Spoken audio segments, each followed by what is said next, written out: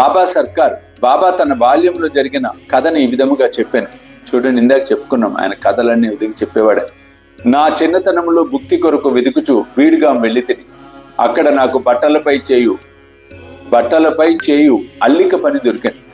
శ్రమ అనక కష్టపడి పని చేసి తిని యజమాని నా పనికి సంతృష్టి చెందను. నాకంటే పూర్వము 3 కుర్రవాళ్లు పనిలో ఉండిరి. మొదటి వానికి 50, రెండో వానికి 100, మూడో వానికి 150 రూపాయలు.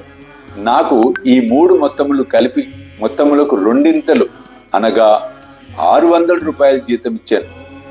నా తెలివితేటలు చూచి యజమాని నన్ను ప్రేమించి మెచ్చుకొని నిండు దుస్తులు ఇచ్చి నన్ను గౌరవించారు. తలపాగా, సెల్ల వీనిని వాడకుండా జాగ్రత్తగా దాచుకుంటుంది. మానవుడిచ్చినది త్వరలో సమసిపోవును, కాని దైవం ఇచ్చినది శాశ్వతముగా నిలుచును. ఇంకెవరిచ్చినది దీనితో సరిపోల్చలేం. నా ప్రభువు తీసుకో అనును, కాని ప్రతివాడు నా వద్దకు వచ్చి తే అనుచున్నాడు. నేను ఏమి చెప్పుచున్నానో గ్రహించువాడు ఒక్కడు కూడా లేడు.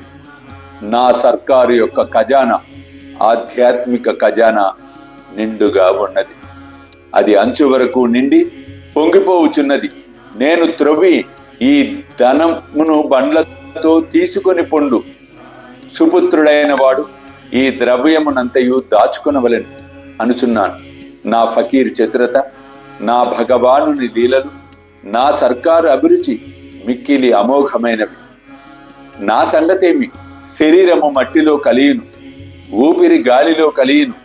ఇట్టి అవకాశము తిరిగి రాదు. నేను ఎక్కడికో పోయేదను, ఎక్కడనో ఉండేదను. మాయ నన్ను మిగుల బాధించుచున్నది.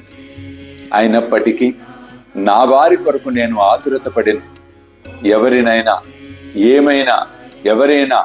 ఏమైనా సాధన చేసినచో తగిన ఫలితము పొందెదరు. ఎవరైతే నా పలుకులను జ్ఞప్తి యందుంచుకొనెదరో వారు అమూల్యమైన ఆనందమును పొందెదరు.